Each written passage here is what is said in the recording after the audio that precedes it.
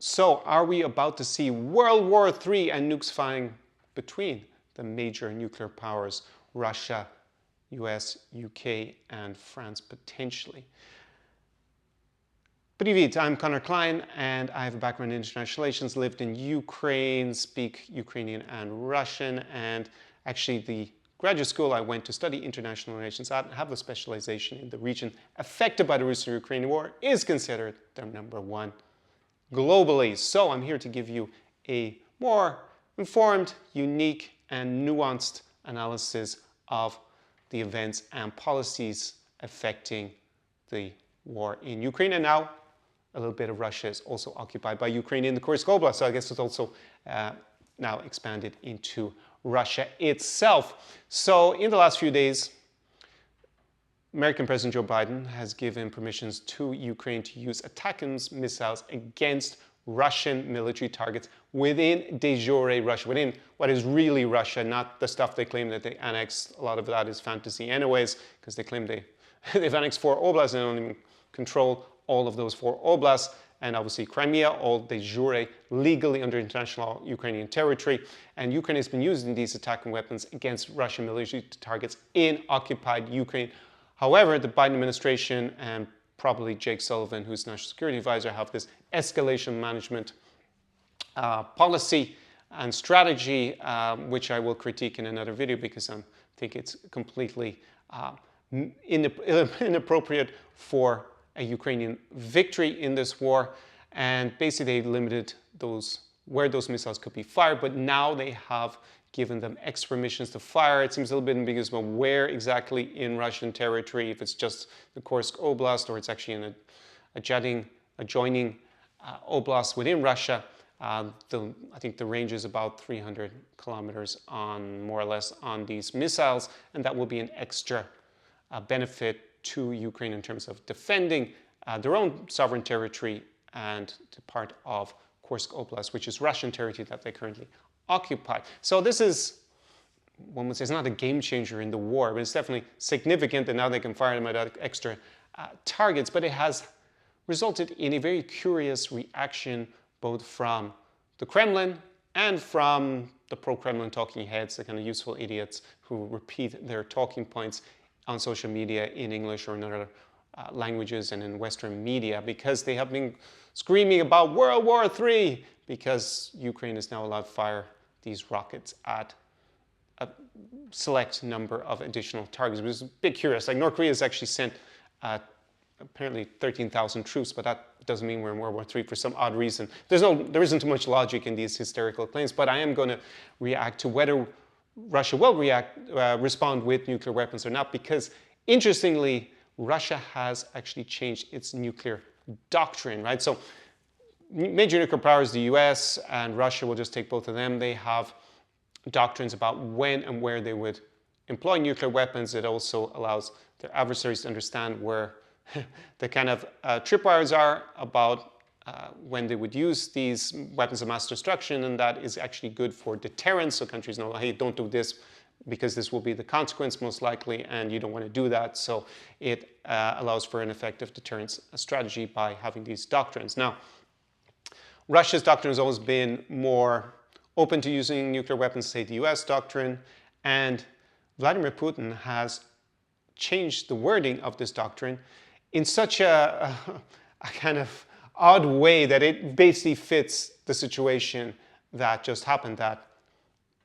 the US give extra permissions to Ukraine to fire these nuclear weapons. Basically the wording, the changes to the wording were that an attack by a non-nuclear country, that would be Ukraine in this case, facilitated by a nuclear power, would be seen as an attack. You're using a conventional weapon, not using a nuclear weapon. So we get the nuclear power, which is the US in this case, giving the ATACMS to Ukraine, would be seen as a combined joint attack by that country on Russia. And they could respond to this conventional attack. There's a word about some mention of sovereignty, so attacking their sovereign territory basically could be interpreted of. So attacking a target within de jure Russia would now be open to the possibility of a nuclear strike against that nuclear power, right? So what they're basically saying is that by Ukraine using a American weapons system. In fact, Vladimir Putin even elaborated on that and accused the US of actually being the one that's going to fire these missiles, because he said, oh, Ukraine just doesn't have the capability to fire them. I can't judge it that possible. I'm highly skeptical of that claim, but basically that's the way it's been tried to frame, is that the US is actually firing the rockets at Russia. They're just using Ukraine as, I guess, conduit in order to do that. But basically what Russia is saying is that now with their new doctrine that they've written very precisely to account for this situation, is that by the US either giving the weapons to Ukraine to fire or actually firing themselves, and even though they're conventional, they are not nuclear weapons, and that now means that Russia it is within Russia's nuclear doctrine to respond to the US with nuclear weapons, which would be a massive escalation of everything, to say that Ukraine firing these exact same weapons at Russian military targets in occupied Crimea, which Russia claims is Russia anyways, that now the fact that they fire them at somewhere in Kursk or adjoining Oblast, Voronezh, for example, that now they're going to respond to America, not even just to Ukraine, but to America with nuclear weapons, which would probably trigger the US's own nuclear doctrine to respond with nuclear weapons, and we'd have nuclear Armageddon. Sounds preposterous. And it is. I had a look at Peter Rosenberg, who's a British journalist based in Moscow, and he went through the Russian press. And even the Russian press, they were, which is state-controlled, they were quoting military officials saying, well, for firing rockets at a military target in Russia, we're not likely to respond with nuclear weapons against America. That's basically preposterous, and that's what it is. So why are they doing this? They're doing it to talk up the nuclear threat, to scare policymakers in the US, in Europe, that are allies of Ukraine, and trying to persuade them, to deter them from providing support, further military aid, and permissions to use that military aid against Russia, because Russia is desperately trying to hang on and push forward and hoping that they can get a cessation of hostilities under the new Trump administration. And Ukraine getting these permissions will, of course, weaken their military and weaken their ability to make progress on the front. And the fact that Ukraine holds this sliver of Russian territory, they occupy it at the moment, is a problem if they end up in some sort of negotiation, because that is something that may have to be traded. It is actually Russian territory. So it would be advantageous for Russia if they think that they may be able to get a bad deal for Ukraine out of the Trump administration, or Trump might be able to compel Ukraine to sign some document that just allows Russia a lot of time to build up its military and learn the mistakes from this 2022 invasion, and then presumably, probably just after Trump leaves power, it would probably take them around 5 years, they would just invade Ukraine again, and presumably with the expectation of a lot more successful in this invasion, that getting these permissions will weaken their opportunity to take back course before Donald Trump takes over in the White House, which is happening in the second half of January. So this is basically the reason behind all this hysteria. Even in the Russian media, the state-controlled media, they're basically pointing out that this would be such a wild overreaction that it's not going to happen. The nuclear doctrine changes, does not say Russia will respond automatically with nuclear weapons. It says they may, but they also may not. And almost certainly they will not respond to the US by firing nuclear weapons at the US in response to this change in permissions. That's not going to be a game changer in the war whatsoever.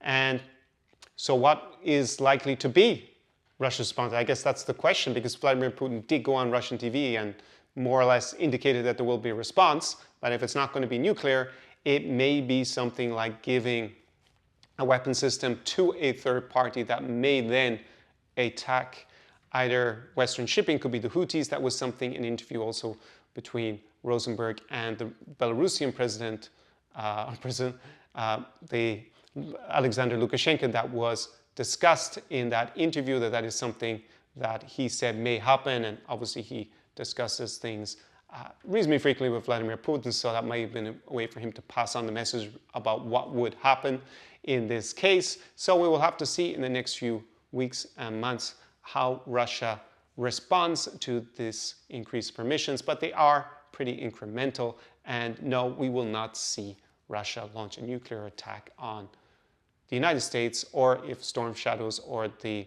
French version of those rockets are now used as well with new permissions, we will not see Russia fire nuclear weapons at the United Kingdom or at France in response to what the White House has just done. So, see you in tomorrow's video, and do побачення, слава Україні, героям слава. До перемоги, have the t-shirt here representing for the day. Ciao, ciao.